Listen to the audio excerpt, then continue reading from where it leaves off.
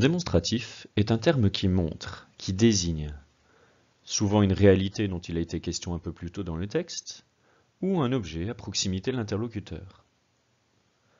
C'est pourquoi le démonstratif peut apparaître accompagné d'un nom, sous la forme d'un déterminant, ou seul, sous la forme d'un pronom. Ainsi nous en retrouvons 4 dans le court dialogue qui suit. Il y a 4 démonstratifs fréquents en latin. Ille, is, ipse et hic. Tous ont la particularité d'avoir un génitif qui se termine par ius et un datif en i, malgré une déclinaison proche de l'adjectif magnus.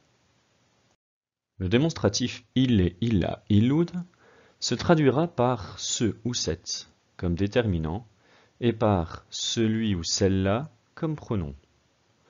Ce déterminant est souvent utilisé pour désigner un objet lointain ou une personne illustre. Il est à l'origine de mots français comme les déterminants le et la et les pronoms il et elle. Ille, illa, illud se décline comme magnus, le modèle de la première classe des adjectifs.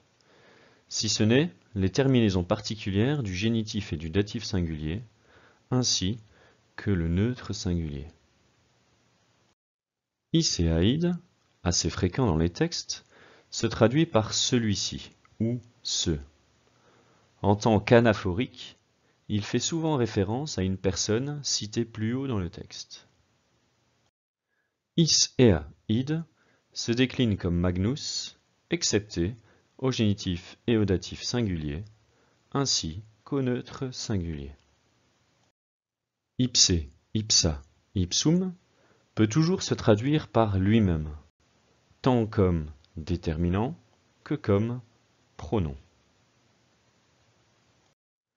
La déclinaison de ipse, ipsa, ipsum se calque sur celle de magnus, sauf au génitif et au datif singulier. Hic, haec, hoc s'oppose à ille, illa, illud. Il désigne un objet ou une personne situé à proximité. Il se traduit par celui-ci comme pronom et par ce ou cette comme déterminant. Ce démonstratif est notamment à l'origine de l'expression française « oui », pourtant absente de la langue latine.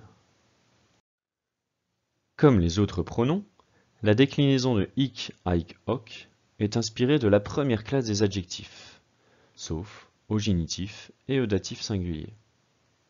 Toutefois, ce terme a la particularité de présenter au singulier un radical creusé, dans lequel s'incruste la terminaison du cas.